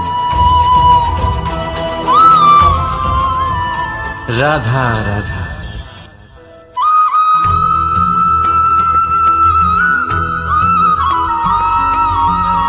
এই সংসারে কোনো বস্তু হোক বা ব্যক্তি হোক, তার একার গুরুত্ব কিন্তু খুব বেশি নয়। একটা উদাহরণ হিসেবে বৃষ্টির ফোঁটাকে ভেবে দেখুন। যদি একটি বৃষ্টির ফোঁটা হয় তাহলে তার খুব বেশি গুরুত্ব থাকে না, কিন্তু যখন সহস্র বৃষ্টির ফোঁটা মেঘের মধ্যে দিয়ে ঝরে পড়ে, তখন সেটা বর্ষার রূপ ধারণ করে। সেই বর্ষা যা এই প্রকৃতিকে শান্ত করে। সেইভাবেই পাথরের ছোট টুকরো, তার খুব বেশি গুরুত্ব থাকে না, কিন্তু যখন অসংখ্য পাথরের টুকরো একত্রিত হয় তখন তা পর্বতের আকার ধারণ করে। সেইভাবেই কিছু মানুষ যখন একত্রিত হন তখন তৈরি হয় পরিবার, কিছু পরিবার যখন একত্রিত হয় তখন তৈরি হয় সমাজ, যখন অনেক সংখ্যক সমাজ একত্রিত হয় তখন তৈরি হয় রাজ্য। এবার এই রাজ্যের সব থেকে গুরুত্বপূর্ণ ব্যক্তি হতে পারেন রাজা, কিন্তু তাও সেই রাজা একা কিছু করতে পারেন না। যুদ্ধ লড়ার সময় তারও নিজের সৈন্যদলকে প্রয়োজন পড়ে। কিন্তু এই সংসারে এমন একজন ব্যক্তি আছেন যিনি একাই সব কাজ করতে থাকেন, এবং সেই ব্যক্তি হলেন মা। আমাদের জীবনে একজন পিতার ভূমিকা কিন্তু নিঃসন্দেহে অমূল্য, কিন্তু আমাদের সকলের জীবনে যে ভূমিকা একজন মায়ের তা অন্য কারোর থাকে না। একজন মা একাই সন্তানকে বড় করতে পারেন, সংস্কারী করে তুলতে পারেন, তার জন্য পরিশ্রম করেন। আর এত কিছু কাজ করার পরেও তার কাজের জন্য তিনি প্রশংসা অবশ্য পান না। উল্টে যদি সেই সন্তান অনুচিত পথে চালিত হয়, অনুচিত কর্ম করে, তখন সেই মাকেই অপবাদের পাত্র হয়ে উঠতে হয়। আমাদের জীবনে মায়ের যোগদান কতটা সেটা বুঝুন। আপনাকে বড় করে তোলার জন্য উনি কতটা পরিশ্রম করেছেন সেটা বুঝুন। আজ থেকে, এখন থেকে, এই মুহূর্ত থেকে মাকে সম্মান করতে শিখুন। যখন সময় পাবেন, যখন সুযোগ হবে, তখন তার প্রশংসা করুন, ওনারও ভালো লাগবে। আর মায়ের এই মমতার জন্য, তার এই ভূমিকার জন্য আসুন সবাই মিলে আমরা তাকে প্রণাম করি, আর সকলে মিলে ভালোবেসে বলি, রাধা রাধা।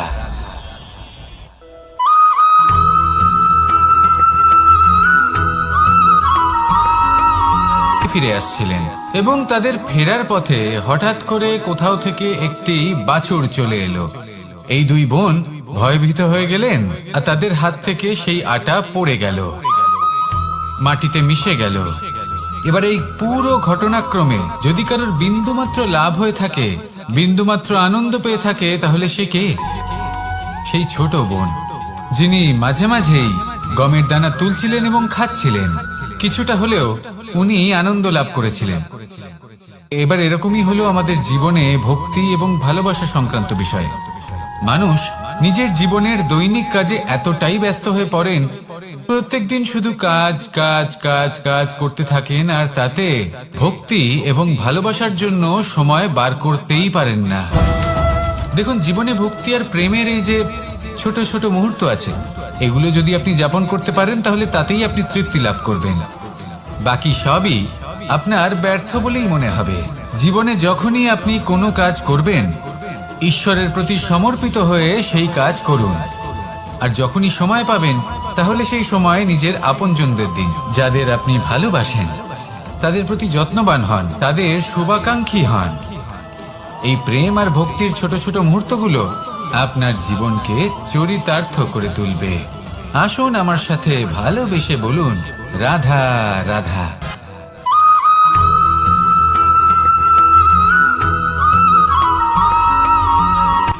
শক্তি, শক্তি অর্জন করা এতটা কঠিন নয় যতটা শক্তি লাভ করার পরে সেই শক্তি সামলানো কঠিন হয়।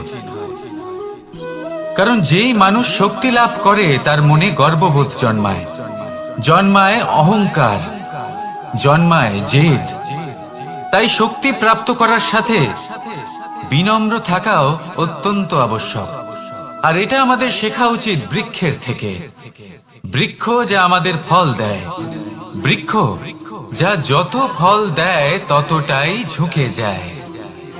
আমরা পাথর মারি ওই বৃক্ষের থেকে ফল প্রাপ্ত করার জন্য। সেই পাথরের মার সহ্য করেও বৃক্ষ আমাদের ফল দেয়। কোনো গর্ববোধ নেই, কোনো অহংকার বোধ নেই।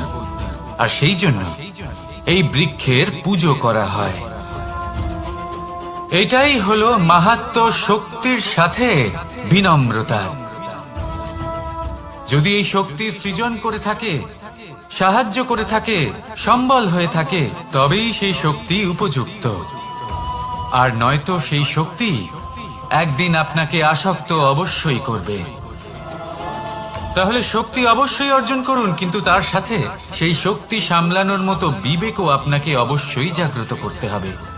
তাহলে আসুন আমার সাথে ভালোবেসে বলুন, রাধা রাধা।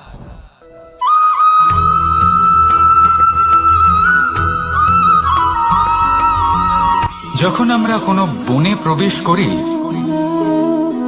তখন এই সবুজ ঘাস দেখে, এই কোমল ঘাস দেখে আমাদের মন প্রফুল্ল হয়ে ওঠে। ভিন্ন ভিন্ন প্রজাতির ফুল, ভিন্ন ভিন্ন রঙের ফুল দেখে এই মন আনন্দে ভরে ওঠে। এখানে শিশুরা আনন্দ লাভ করে, বড়রা ভোজন গ্রহণ করেন, কথাবার্তা বলেন, হাঁটাহাঁটি করে বেড়ান। এবার ভেবে দেখুন, যখন এই উপবনের নির্মাণ হয়েছিল সেই সময় যদি এই মাটিকে সঠিকভাবে খনন না করা হতো, যদি তাতে সঠিকভাবে বীজ রোপণ না করা হতো, যদি কোনো সংঘর্ষ না হতো, পরিশ্রম না করা হতো, যদি চলতে চলতে পায়ে কাঁটা না বিঁধে যেত, তাহলে এই সুন্দর বন দেখে আমরা কি এই আনন্দ লাভ করতে পারতাম? কখনোই নয়। ধরুন কোনো নদীর তটে সুন্দর একটি বন আছে, সেই বনের আনন্দ লাভ করতে গেলে আপনাকে সেই নদী পার করতেই হবে। যদি সুখের নদীর কাছে পৌঁছতে চান, তাহলে তটে যে কাঁটা রয়েছে সেগুলোর সাথে সংঘর্ষ করতেই হবে। এই সংসারে যদি আপনি সুখ লাভ করতে চান, তাহলে সুখ লাভের এই যাত্রা শুরু করতে হবে সংঘর্ষ দ্বারা। তাহলে সংঘর্ষকে স্বাগত জানান, এর পেছনেই সুখ রয়েছে যা আপনার জন্য অপেক্ষা করছে। এবার হাসুন আর আমার সাথে ভালোবেসে বলুন, রাধা।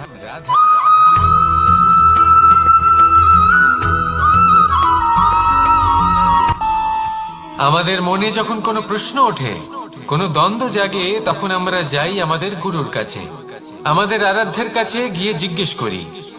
এইভাবেই একদিন আমি পৌঁছলাম আমার আরাধ্যের কাছে, আমার মহাদেবের কাছে, আর ওনাকে প্রশ্ন করলাম যে মহাদেব, জীবনে আনন্দ পাওয়ার, উৎসব পালনের, প্রেম ভাগ করে নেবার, জীবনকে উপভোগ করে নেওয়ার সর্বশ্রেষ্ঠ সময় কোনটা?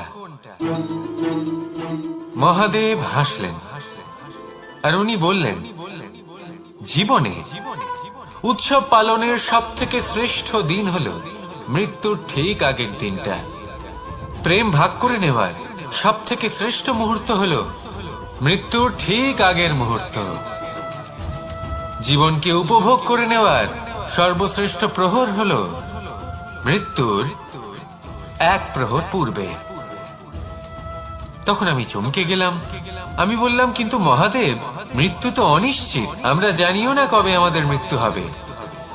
মহাদেব আবার হাসলেন।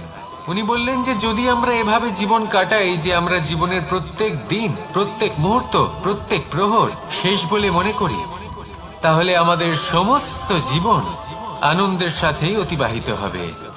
কি বলেন?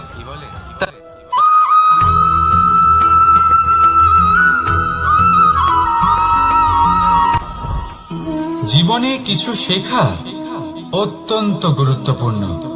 এবার কি কি শিখতে হবে সেই সব শেখানোর জন্য অনেক শিক্ষক রয়েছেন, কিন্তু কি শিখবেন না আর কি করবেন না, এটা আমাদের নিজের অভিজ্ঞতা দিয়ে শিখতে হয়। কিন্তু তার মানে এটা নয় যে যদি আপনাকে শিখতে হয় যে আগুনের তাপ কতটা, আপনাকে আগুনের মধ্যে হাত দিতে হবে। না, অন্য কারোর অভিজ্ঞতা দ্বারাও শিখতে পারেন। প্রশ্ন শুধুমাত্র একটাই যে আপনি কি শিখতে চান নাকি চান না।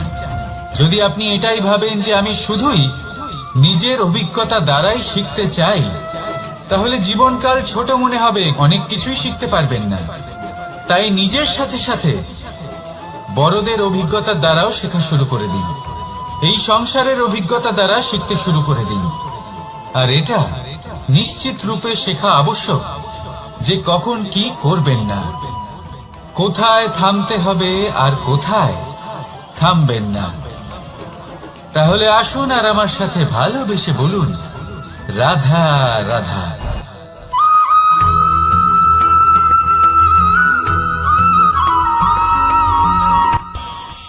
এই সংসারে আমরা প্রকাশ কোথা থেকে পাই? এর উত্তর বড়ই সরল। ভোরে যখন সূর্যোদয় হয় তখন প্রকাশের কিরণ আমাদের ঘরে এসে পৌঁছয়। এইভাবেই আমরা প্রকাশ লাভ করি। এবার এই প্রকাশের আলোতেই আমরা সারাদিনের কাজ সম্পন্ন করি। সন্ধে হয়ে যায়, সূর্যাস্তও হয়ে যায়, আর আমাদের ঘর যাতে অন্ধকার না হয় তার জন্য আমরা একটা প্রদীপ প্রজ্বলিত করি। এটাই ঘটে আমাদের জীবনেও। এবার প্রবাহমান আয়ুর সাথে আমরা আমাদের অন্তরে যদি একটা প্রদীপ প্রজ্বলিত করে নিই, তাহলে বিষয়টাই অন্যরকম হবে। এবার আপনি বলবেন কোন প্রকাশের কথা বলছি যা আমাদের অন্তরে জাগ্রত করা সম্ভব? আমাদের আত্মার মাঝে প্রেমের প্রকাশ জাগ্রত করার কথা বলছি। কারণ আমাদের এই জীবন এও হলো দিনের আলোর মতো। আজ প্রকাশ আছে, কিন্তু কোনোদিন অবশ্যই অস্ত হবে। কিন্তু অস্ত হবার আগে যদি আমরা আমাদের আত্মার মাঝে প্রেমের এই প্রকাশ উজ্জ্বলিত করে নিই, তাহলে আমাদের সন্ধ্যাকালও আমরা আনন্দে এবং প্রেমে যাপন করব। তাহলে আসুন আর আমার সাথে ভালোবেসে বলুন, রাধা রাধা।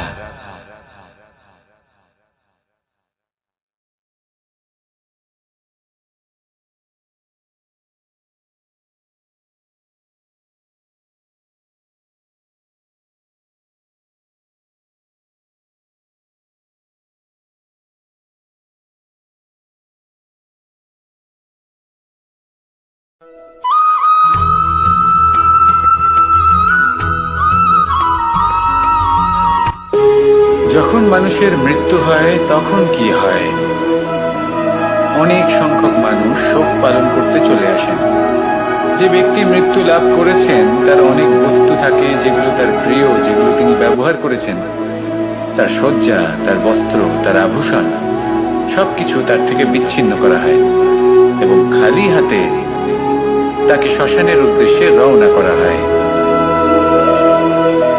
আমি আপনাকে এই প্রশ্ন করতে চাই, আপনি এই সংসারে কি অর্জন করেছেন? ধন সম্পত্তি, বস্ত্র, আভূষণ, এই সবকিছু যে আপনি অর্জন করেছেন, আপনার মৃত্যুর পরে তা আপনার থেকে দূর হয়ে যাবে। এর উত্তর হলো একটাই, আপনার কর্ম। শুধু সেটাই আছে যা একান্ত আপনার, আর শুধু সেটাই এই সংসার থেকে চলে যাওয়ার পরেও সংসারেই জীবিত থাকবে। যদি আপনি দুষ্কর্ম করেন, তাহলে এই সংসার আপনাকে একটি অনুচিত উদাহরণ হিসেবে মনে রাখবে যে এই ব্যক্তি খুব পাপী ছিল, অনুচিত কর্ম করতেন। যে পথে তিনি চলেছেন সেই পথে কারোর চলা উচিত নয়। সেখানেই যদি আপনি সৎকর্ম করেন, তাহলে সংসার চিরকাল এটাই বলবে যে খুব ভালো মানুষ ছিলেন, সবাইকে ভালোবাসতেন, সবাইকে সাহায্য করতেন, আমার খুব প্রিয় মানুষ ছিলেন। এটাই হলো শ্রেষ্ঠ কর্ম। সেই জন্য জীবনে শুধুমাত্র ধন সম্পত্তি, আভূষণ এই সব অর্জন করতে গিয়ে নিজের মনোনিবেশ করবেন না। শ্রেষ্ঠ কর্ম করুন। সংসার থেকে চলে যাওয়ার পরেও এই কর্মই এই সংসারে আপনাকে জীবিত রাখবে। আসুন আমার সাথে ভালোবেসে বলুন, রাধা রাধা।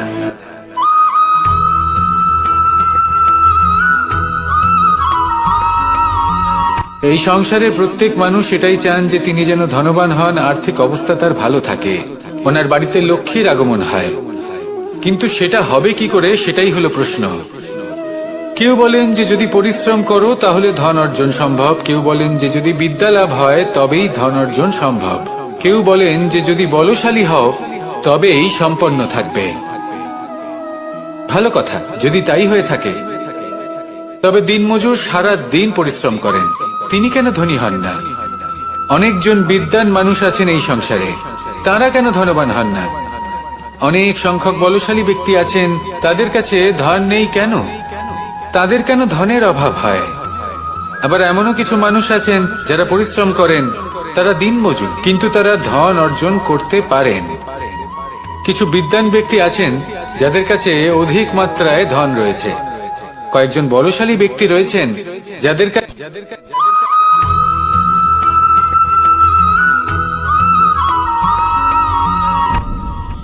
আপনি কি কখনো কোনো জলের ধারা দেখেছেন? তার সামনে যতই মাটি থাকুক না কেন, যতই কাদা থাকুক না কেন, যখন এই জলের ধারা বইতে আরম্ভ করে দেয়, তাহলে নিজের মনের, নিজের ভাবনার, নিজের জীবনের যত অনাবশ্যক তত্ত্ব আছে, অনুপযোগী অংশ রয়েছে, অর্থাৎ অপরিষ্কার অংশ রয়েছে, তা নিজে থেকেই নির্মল হয়ে উঠবে। আর যেরকম জলের ধারা কখনো থেমে থাকে না, সব সময় বয়ে চলে, সেইভাবে আপনিও কখনোই থামবেন না। সবসময় বয়ে চলুন, এগোতে থাকুন। পথে যদি অনেক বিপদ আসে, সমস্যা আসে, থামবেন না, তার উপর নিরন্তর প্রহার করুন। নিরন্তর প্রয়াস করুন আর অগ্রসর হন।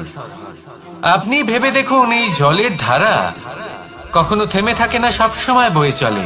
বিপদের সম্মুখীন হয়ে তাকে সাথে বয়ে নিয়ে চলে। সেই জন্য জলের ধারা, প্রবাহমান এই ধারা, এর থেকে কখনো দুর্গন্ধ আসে না, এতে কখনো ময়লা জমতে পারে না, বরং পালিত হয় সুন্দর প্রাণবন্ত জীবজন্তু, যেমন সুন্দর ছোট মাছ।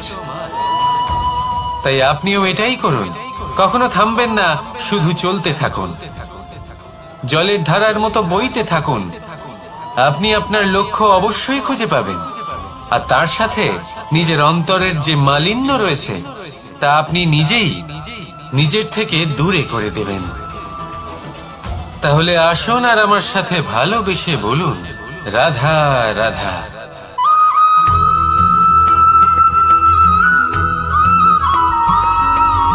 ফিরে আসছিলেন এবং তাদের ফেরার পথে হঠাৎ করে কোথাও থেকে একটি বাছুর চলে এলো। এই দুই বোন ভয়ভীত হয়ে গেলেন, আর তাদের হাত থেকে সেই আটা পড়ে গেল, মাটিতে মিশে গেল। এবার এই পুরো ঘটনাক্রমে যদি কারোর বিন্দুমাত্র লাভ হয়ে থাকে, বিন্দুমাত্র আনন্দ পেয়ে থাকে, তাহলে সে কে? সেই ছোট বোন, যিনি মাঝে মাঝেই গমের দানা তুলছিলেন এবং খাচ্ছিলেন। কিছুটা হলেও উনি আনন্দ লাভ করেছিলেন। এবার এরকমই হলো আমাদের জীবনে ভক্তি এবং ভালোবাসা সংক্রান্ত বিষয়। মানুষ নিজের জীবনের দৈনিক কাজে এতটাই ব্যস্ত হয়ে পড়েন, প্রত্যেক দিন শুধু কাজ কাজ কাজ কাজ করতে থাকেন, আর তাতে ভক্তি এবং ভালোবাসার জন্য সময় বার করতেই পারেন না। দেখুন, জীবনে ভক্তি আর প্রেমের এই যে ছোট ছোট মুহূর্ত আছে, এগুলো যদি আপনি যাপন করতে পারেন, তাহলে তাতেই আপনি তৃপ্তি লাভ করবেন। বাকি সবই আপনার ব্যর্থ বলেই মনে হবে। জীবনে যখনই আপনি কোনো কাজ করবেন, ঈশ্বরের প্রতি সমর্পিত হয়ে সেই কাজ করুন। আর যখনই সময় পাবেন, তাহলে সেই সময় নিজের আপনজনদের দিন, যাদের আপনি ভালোবাসেন, তাদের প্রতি যত্নবান হন, তাদের শুভাকাঙ্ক্ষী হন। এই প্রেম আর ভক্তির ছোট ছোট মুহূর্তগুলো আপনার জীবনকে চরিতার্থ করে তুলবে। আসুন আমার সাথে ভালোবেসে বলুন, রাধা রাধা।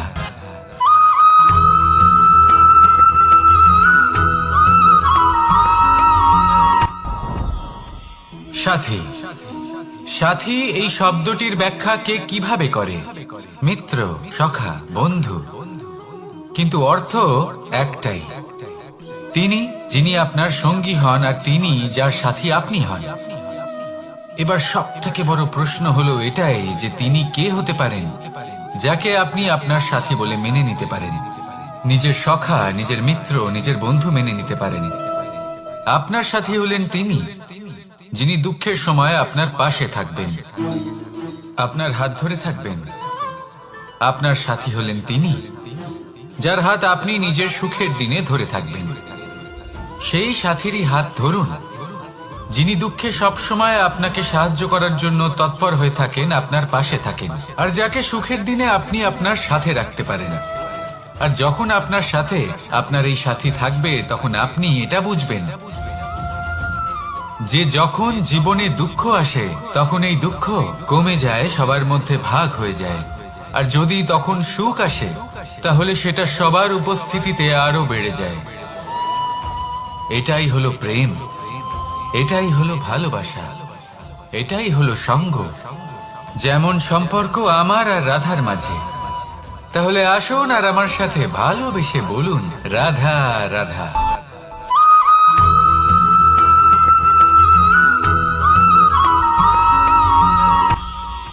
এটা হলো ধান গাছ। এর থেকে যে চাল উৎপন্ন হয় তা মানুষ গ্রহণ করে। আর এটা কি? এ হলো জংলি ঘাস। একবার ভেবে দেখুন, যদি এই জংলি ঘাস ধান গাছের আশেপাশে থাকে, তাহলে কি হবে? ধান উৎপন্ন হতে পারবে? তা উৎকৃষ্ট হতে পারবে? আমরা কি তা গ্রহণ করতে পারবো? কখনোই নয়। এই জংলি ঘাস ধানকে নষ্ট করে দেবে, কিন্তু নিজে জীবিত থাকবে। এটাই হলো আজকের শিক্ষা। এই সংসারে যদি আপনি নীতির পথে চলতে চান, উচিত কর্ম করতে চান, সংসারকে সেবা করতে চান, তাহলে জংলি ঘাসের মতো ব্যক্তিদের থেকে সবসময় দূরে থাকতে হবে। সেই ব্যক্তি যারা দুর্নীতি এবং মিথ্যা দ্বারা পরিপূর্ণ, যাদের ব্যবহার অশুভ, যাদের অনেক অশুভ গুণ রয়েছে, তারা সঠিক নয়। সেই সকল ব্যক্তি যাদের চরিত্র অত্যন্ত দুষ্ট হয়, তারা হয় শুভ চরিত্রের ব্যক্তিকে একদম নষ্ট করে দেয়, নয় নিজের মতো বানিয়ে তোলে।